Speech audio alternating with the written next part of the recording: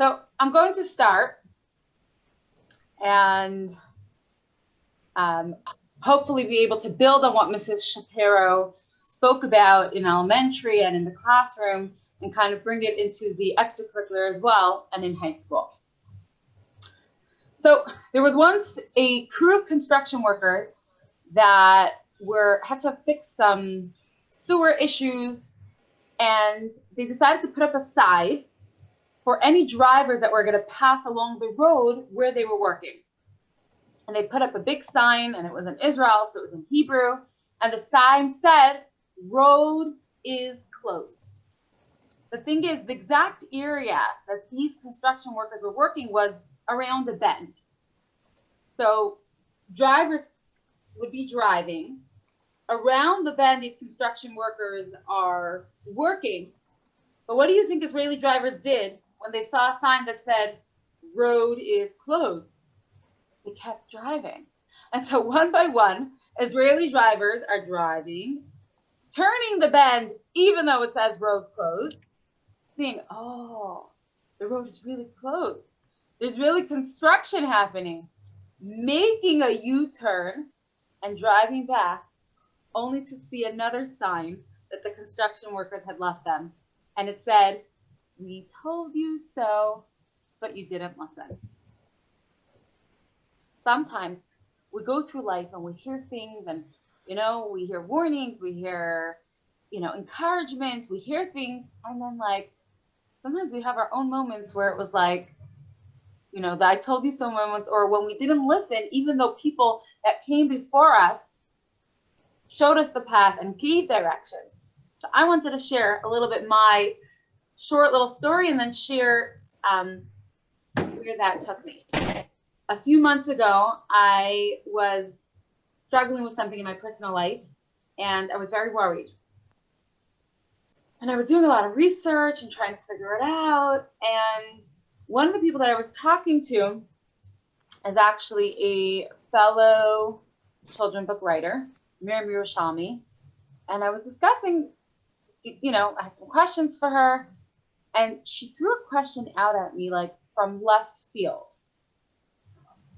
And she said, "Sarala, have you been davening lately?" And I was like, okay, can we not discuss that right now? I asked you a question. I'm feeling worried. I'm feeling concerned. And she's like, "No, actually, if you focus on davening properly," and she recommended that I read her book, Reaching New Heights Through Prayer and Meditation. I believe that's what it's called. She's like, "If you're going to daven properly and learn, that itself will be the solution for you." She's like, "Yeah, I'll answer your question." So I hung up with her really a little bit disappointed, because I love learning. I have no problem. I took out the Chassidus Mubaris from my shelf, and I was like, I'm going to learn about this Tefillah. But I felt like it wasn't really it. That it couldn't be that davening and learning could help me so much and really calm me down. The next morning, on a WhatsApp group of letters of Emunah and Bitachon, and the letter is, I want to read it to you.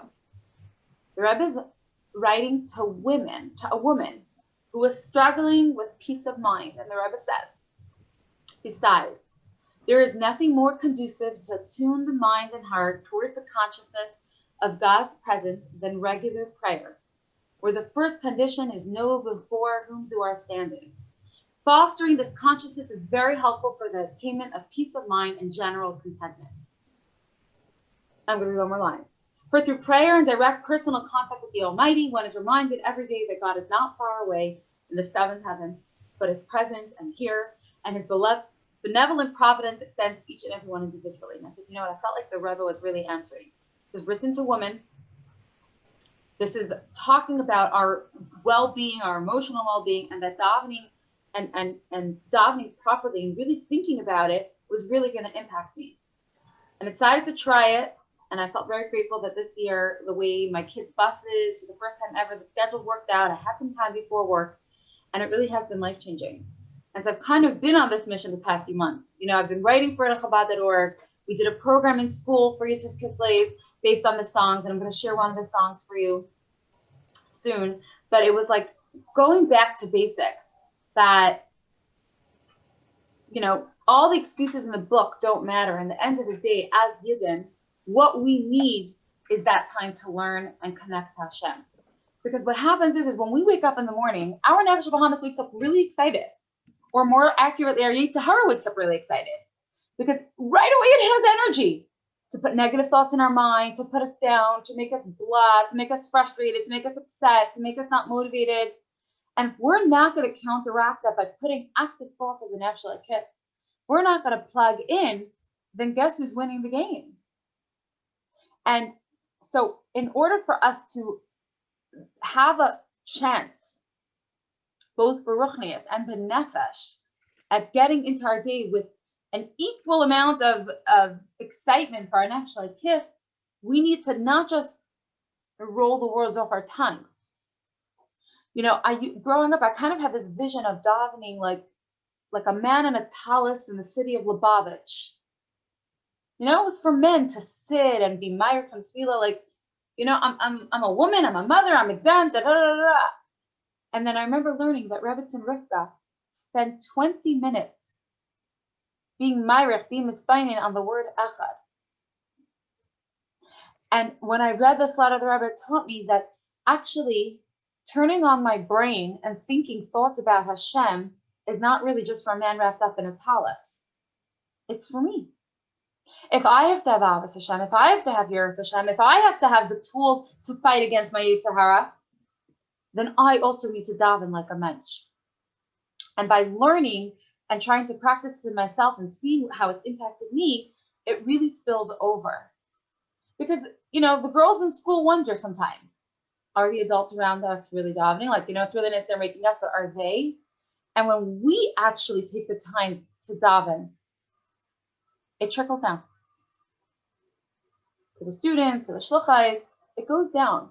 So whatever grade you're teaching, right? It's easy for us to make a checklist on the fact that we daven with the kids on their level. But the truth is that when we learn what davening really is, that's not enough. Unless we're actually able to daven properly with them. What we really need is our own avodah. So I would love to, in the time that I have, share a couple of thoughts that I found really, you know, were a mind shift for me.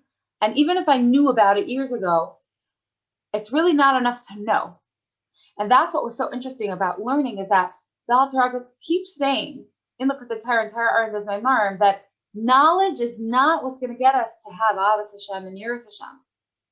It's pulling the knowledge out. You know, it's like having stored information in a folder somewhere. You have to take the folder out and read it. It's bring the knowledge to the forefront. It's thinking about it. And yes, when I spend time thinking during davening, you know, by nature, I love art. I love artistic things. I love imagery. It, like, you know, excited my imagination when I started thinking. Actively davening with my brain and my mind, it brought my heart on board. So the first mind shift for me was that davening was not really for my neshama, because my neshama already is happy up in Shemayim, connects to Hashem. It was like a light bulb moment for me to realize davening is all about my nefesh Bahamas, which means that same Yetzer Hara that I was talking about before, that wakes up upset and shooting negative messages, or, you know, whatever form of Yetzer Hara our brain comes up with, that's the guy we need to get on board. And it's almost like a mushal of like eavesdropping. You know, like when you're a kid and you hear the adults having a conversation, you just want to listen. Our Nefesh Bahamas' job during davening is to listen to the shira, to the song of our neshama. And when I started looking at it that way, it was so different. I was like, let me hear what I'm saying. Let me think about it. And I can't think about everything every day, but one day I could think about how Hashem takes the sun out, and one day, and the moon. And one day I could think about how, you know, all the different parts of davening, as I, you know, as Mrs. Shapiro wrote the buildup of it, my Nefesh Bahamas needs to get excited. I need to convince my Nefesh Bahamas this is the best thing ever. And it was really like a beautiful cycle, because the more my Nefesh Bahamas saw the benefit that it had for itself, because I was so much calmer, I was so much more present, the more it wanted to daven. And that's really what davening is all about. It's not about getting our neshama happy. It's about getting our Nefesh Bahamas happy. It's about bringing it on board. It's about speaking its language. Nefesh Bahamas, who love life, who gave you life. It's talking the language of the Nefesh Bahamas, and only we could make sure that it's listening. Chana, could you play the first song I want you to hear? Is we did a whole program on explicit, like I mentioned before, about davening, and Chana could share some of the other songs afterwards and some of the lyrics. But I just wanted to share one with you now so you hear. And girls, we have different ways that we can give messages across to our girls. We could teach it in the classroom, and sometimes through something extracurricular, the same things that we wanted to say enter deep into their heart. So if you could play that song. Okay, sure, here it goes. Just a second, let me try that again to make sure you're seeing the right screen.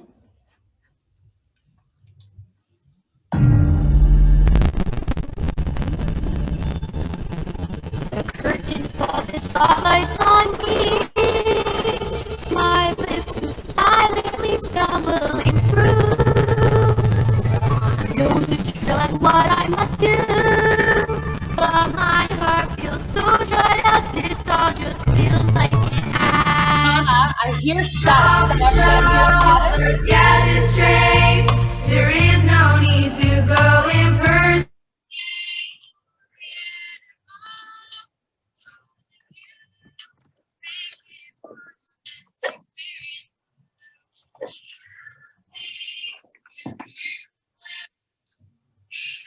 Just a second.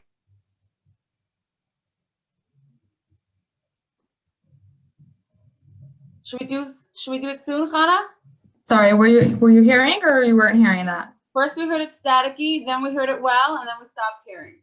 You stopped hearing. Interesting. Should we try one more time? And if not, we'll send it. Let's try one more time. If not, we could WhatsApp it out or email it. All the songs. Absolutely. Did you stop hearing it when we went to the words on the screen? Was that, or no, you saw the words and okay. Staticky. Okay, let's try it one more time. Let's give it one more try. Okay.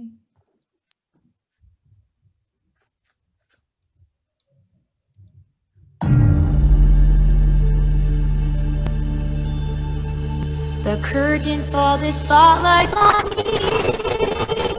My lips move silently, stumbling through. I know the drill and what I must do, but my heart feels so dried out. This all just feels like an act. Stop the show, let's gather strength. There is no need to go impersonate the animal controlling you. Make it part of this experience too.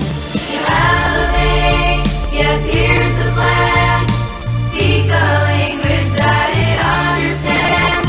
You're channeling that passion strong. It's a new story when it joins along. Taking what I love and making what I love and the one behind it all refocusing. I just can't help but sense some feeling inside. The words I say, they start to come alive. Each breath, each stroke, each note uplifting me. Hashem behind it all eternally. I just can't help but feel excitement inside. Experiencing Tefillah now. It's my both my souls now work in synchrony, each with their role. The words I say now radiate energy and meaning, joy and light.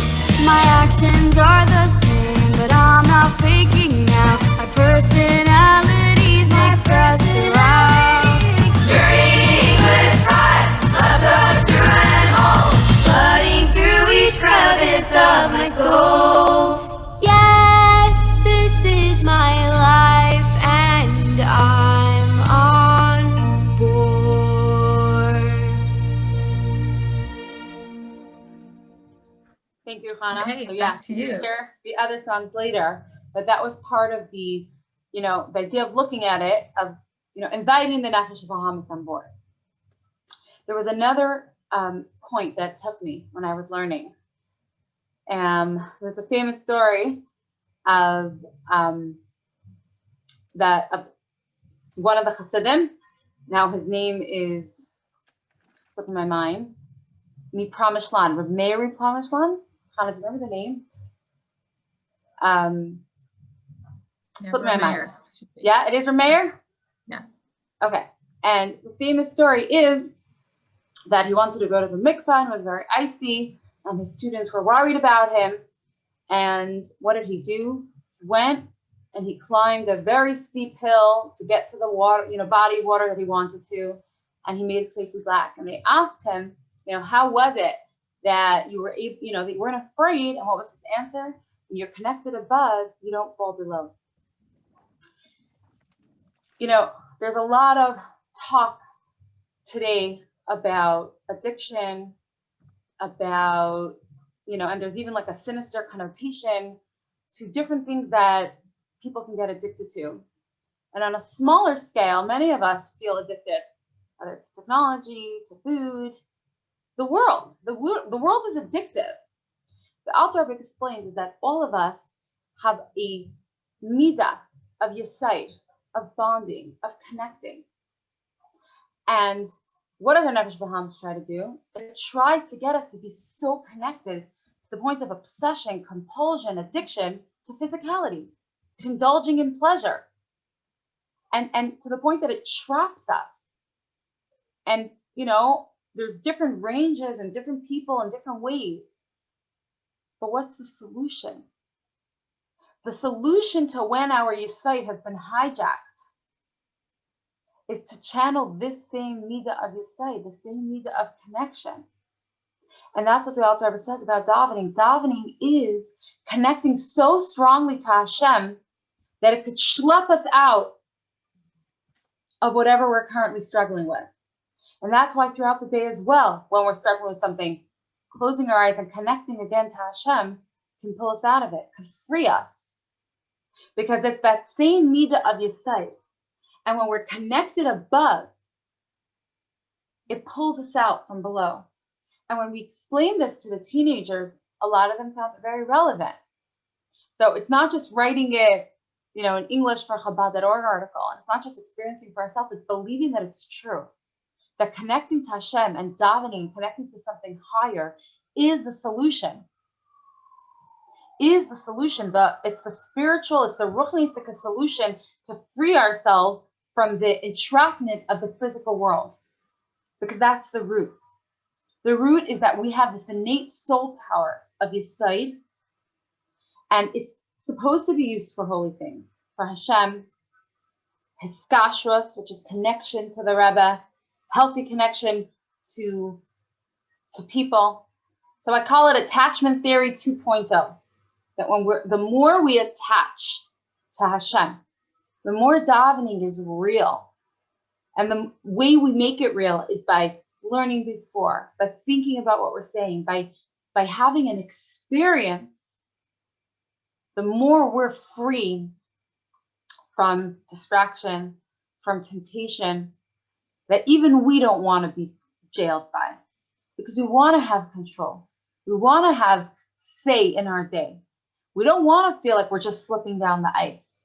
We want to feel like we're so connected to that rope, to the point that we don't fall. So that was the second mind shift for me, to really believe, not just getting my Nefesh Bahamas on board, that this was the solution. This was the connection that I really was craving. And it's interesting because in Miriam Yerushalmi's book, she also writes about it. She says all the feel-good hormones, right? Oxytocin and endorphins and serotonin, and like from an interesting lahavdil scientific perspective, davening can get us all the feel-good hormones. Because if I do feel so connected to Hashem, that's the oxytocin, that's the feel-good connection hormone. So even on a gashmistic level, when I'm davening properly, it impacts me. How much more so on a ruchnistic level? And how much more so when I, have that MS, it lasts forever. Chana, how much more time do I have? You can wind down, within 3 or 4 minutes. Okay. So I'm going to share one more point that I also found very encouraging and very inspiring. Reb Zalman Zezmer is a chassid, and he shares that there was one Palamdin who did not learn chassidus, who was wise, who was smart. He also had great midas. And he came to the Alter Rebbe and he said, I don't understand. Why do you need chassidus? I have good midas. I'm a lamdin. What would chassidus add? And the Alter Rebbe said to him, you have good midas the way an animal has good midas. The way an eagle is kind because an eagle takes care of its children. Or the way a raven is a predator of an animal. You didn't work on your midas. That's what chassidus demands from us. Chassidus teaches us to work on ourselves. So for those of us, for most of us, who feel like davening is really hard, it's hard for me to focus on so many Hebrew words. It's hard for me to focus, period. Chassidus opens our eyes to the beauty of the struggle and that Hashem appreciates it. Because every single morning, Mr. Shapiro mentioned how the Malachim take to saying Kadesh, Kadesh, Kadesh. They wait for us to say Kadesh, Kadesh, Kadesh. They cannot make the declaration until we say it in davening down here. The question is why? I mean, Malachim are Malachim, and people, the most spiritual people that you might know, other than Tzaddikim, will have had thoughts that are, not 100%. We're not perfect. So why do Malachim wait for us? Because Hashem values it more. It's like if you ever, if you ever lost something that was really valuable for you. I lost my license, or if you lose a phone and you're looking for it. When you find it, you appreciate it so much more because you lost it. That's the way Hashem feels. We as people, we lose it sometimes. We lose our cognitive awareness that Hashem is always recreating every single second, that Hashem is running the world. So when we find it, it's that much more beautiful for Hashem. Malachim, there's no kunz. Malachim, there's no avaida involved. So they wait. Hashem wants the people. And that's so empowering to us because, yes, the fact that we struggle, and the fact that we forget, and the fact that, that we might get distracted 6 million times during davening, Hashem is still waiting for us. Because Hashem wants me to stay holy. Hashem wants me to say Kaddish. Hashem wants me, with all my imperfections, to try to say one paragraph of Tefillah, to think about what it means, to get excited about what it means, to bring my nefesh Bahamas on board, because Malachim are bittul. It's like big wolf that they acknowledge Hashem. They have no existence. People are full of yeshus. We're a yesh.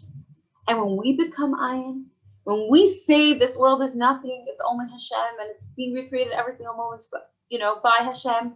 When we say Hashem Elokeinu, it's our God, when it's real for us, that gives Hashem unbelievable chesed. So unbelievable pleasure. So when our teens come to us telling us it's hard, we turn around and we say that's exactly why Hashem loves it so much. Hashem doesn't need the Malachim only. In fact, the Malachim sit and wait every single morning for us, and the light that we draw down is so much greater. Because it's not just a ray of light, it's Hashem's essence.